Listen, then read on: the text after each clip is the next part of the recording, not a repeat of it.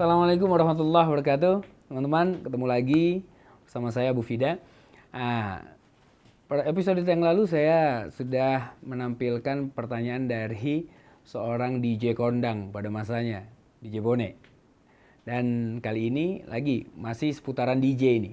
Karena memang saya memberikan kesempatan sama teman-teman dulu, teman-teman zaman jahiliyah untuk bertanya, apapun pertanyaannya insya Allah saya akan coba menjawab semampunya saya, semaksimal yang saya bisa dengan pengetahuan yang saya miliki. Nah, jadi Toto ini dulu itu ngetop banget di sekitaran Jakarta Selatan lah, kira-kira begitu. Dia dulu megang skor. Skor ini ada satu klub, kalau bisa dibilang klub ya, tapi ada tempat main biliarnya juga, lokasinya di sekitaran Cilandak. Nah, dia ini bertanggung jawab atau diberikan keleluasaan untuk apa? Untuk ngirim DJ-DJ keluar kota. Termasuk saya dulu yang sempat dikirim Toto ke Manado waktu itu kalau saya tidak keliru. Manado terus kemana lagi? Nah, Toto ini pun udah mulai hijrah sekarang. Dan belakangan kemarin-kemarin ini kita sempat ngaji sama-sama, sharing sama-sama, tanya jawab sama-sama, ya, walaupun dalam keadaan yang terbatas sekarang ini karena pandemi COVID, tetapi semangat ngajinya tetap ada. Kita menggunakan satu aplikasi, bisa bareng-bareng di sana. Nah, salah satunya Toto bersama dengan teman-teman DJ yang lain. Itu seru banget. Dan mereka kalau udah ngaji, kalau udah belajar, minimal 3 jam. Mulai jam 9 malam sampai jam 12. Kalau saya tanya, emang gak ngantuk ya? Jawab mereka, ini biasanya jam-jam kecil gini kan masih pemanasan sob, katanya. Masya Allah. Ya, tapi sekarang pemanasannya ngaji, bukan pemanasan nge-DJ. Ya, nah kita coba dengar ya, kira-kira pertanyaannya Toto apa? Assalamualaikum Ustadz Abu Fida. Saya ada 3 pertanyaan nih Ustadz. Yang pertama, bagaimana caranya agar ibadah yang kita lakukan itu mendapat ridho dari Allah Subhanahu wa Ta'ala, Ustaz. Yang kedua, bagaimana caranya apabila kita udah hijrah namun tetap bergaul dengan kawan-kawan lama, Ustaz. Kawan-kawan lama itu tanda petik ya, Ustaz. Nah, yang ketiga, di zaman Nabi Muhammad SAW, hijrah itu kan perpindahan dari Mekah ke Madinah.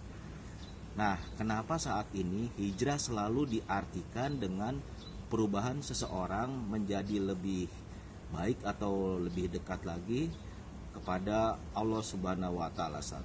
Terima kasih, Ustaz. Assalamualaikum warahmatullahi wabarakatuh. Waalaikumsalam warahmatullahi wabarakatuh. Ya, kita dengar sendiri ya tadi pertanyaan dari DJ Toto. Ada 3 pertanyaan. Yang pertama, gimana caranya supaya ibadah yang kita lakukan itu tetap mendapatkan ridho dari Allah Subhanahu wa Ta'ala. Yang pertama. Yang kedua,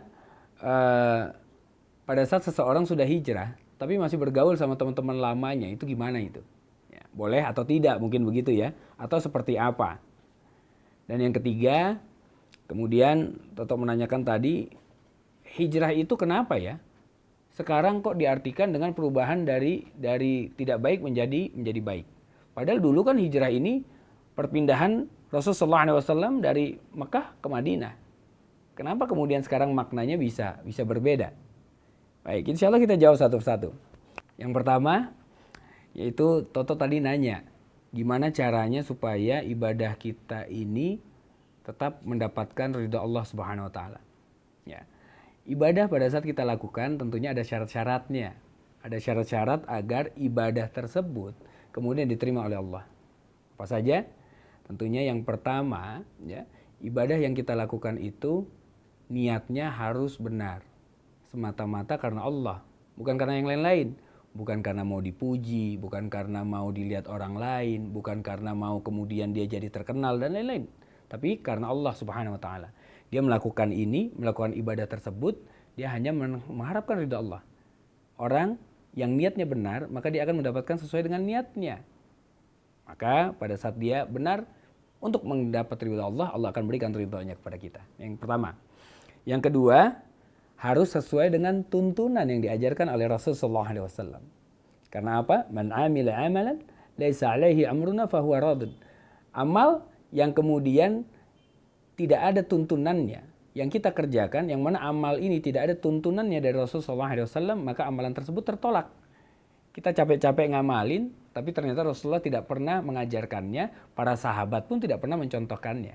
Jadi kita harus paham dulu bahwa ibadah yang kita lakukan itu memang betul-betul ada tuntunannya. Karena hukum dasar dari semua ibadah adalah haram, kecuali ada dalil yang membolehkannya, menghalalkannya. Berbeda dengan hukum hidup di dunia ini.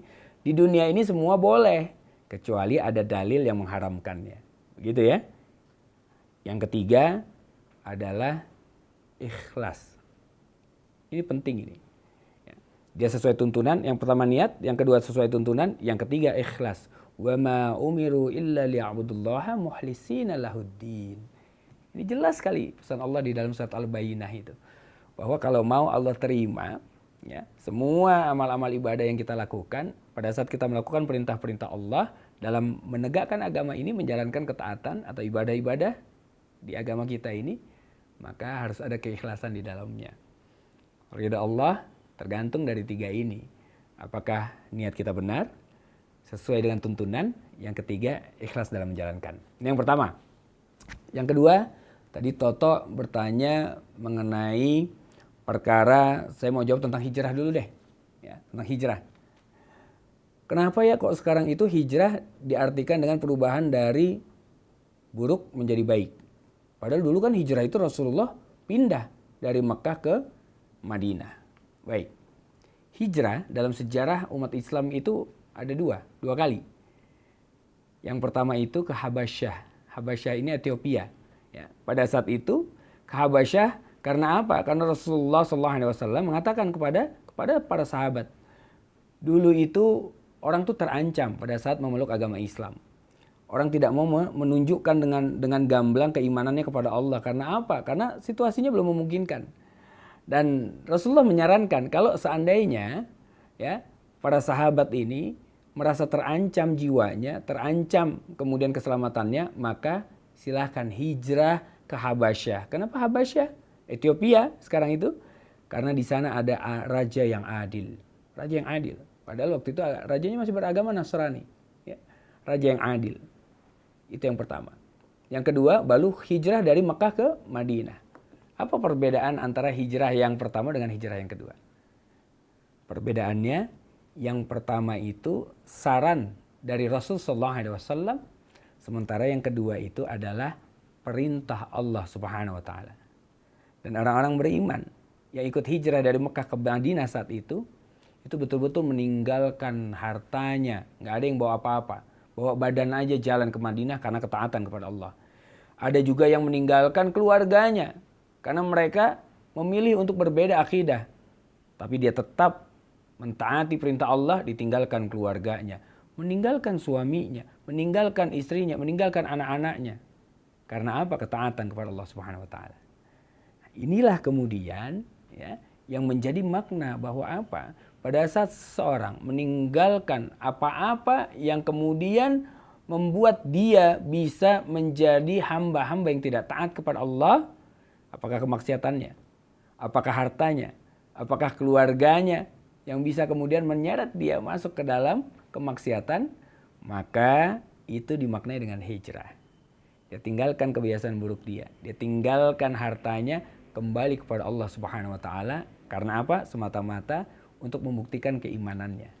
Hijrah dari Mekah ke Madinah itu untuk membuktikan keimanan kepada Allah Subhanahu wa taala.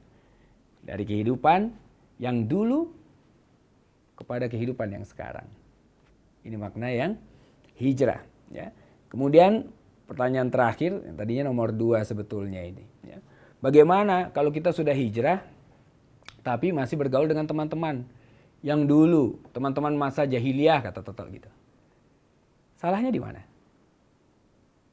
Malah bisa-bisa teman-teman yang jahiliyah dulu itu menjadi ladang dakwah kita. Asalkan kita kuat. Ini yang bisa mengukur diri kita sendiri, ya. Waktu saya pertama kali hijrah pun, saya mengukur diri saya. Ada teman-teman lingkungan pergaulan yang kayaknya saya belum bisa tuh masuk ke sana. Kenapa? Takutnya saya yang kebawa, bukan mereka yang bisa kita pengaruhi. Tapi jangan-jangan kita yang kebawa sama mereka. Nah, untuk teman-teman model gini biasanya saya tahan dulu. Saya tidak menghubungi mereka. Kalau mereka menghubungi saya tahan untuk kemudian tidak menjalin silaturahim dulu. Agar menguatkan diri saya, bukan untuk keluar atau meninggalkan atau memutus silaturahim, tidak. Agar menguatkan diri saya sampai pada saat saya betul-betul kuat, baru kemudian kembali lagi ke sana dan berdakwah kepada mereka. Nah, buat Toto tadi nggak ada masalah toh. Yang penting antum kuat. Yang penting antum tidak terpengaruh untuk kemudian kembali lagi kepada kemaksiatan-kemaksiatan. Ini dia, ukur diri kita sendiri. Kalau kuat, jalan. Berikan contoh. Berikan hikmah kepada mereka. Tapi kalau belum kuat, tahan diri kita. Jangan masuk ke sana karena bisa jadi syaitan akan bisa kemudian membolak-balikkan atau mengombang-ambing keimanan yang tadinya udah ada dalam diri kita, malah jadi turun dan bahkan malah kembali kepada kemaksiatan. Mudah-mudahan apa yang disampaikan bisa difahami. Pokoknya jangan sampai kelewatan episode-episode berikutnya. Masih ada nih beberapa pertanyaan dari teman-teman DJ, dari teman-teman artis juga, ya, dan dari teman-teman yang lain-lain. Belum terlambat sob, buat subscribe sekarang. Assalamualaikum warahmatullahi wabarakatuh.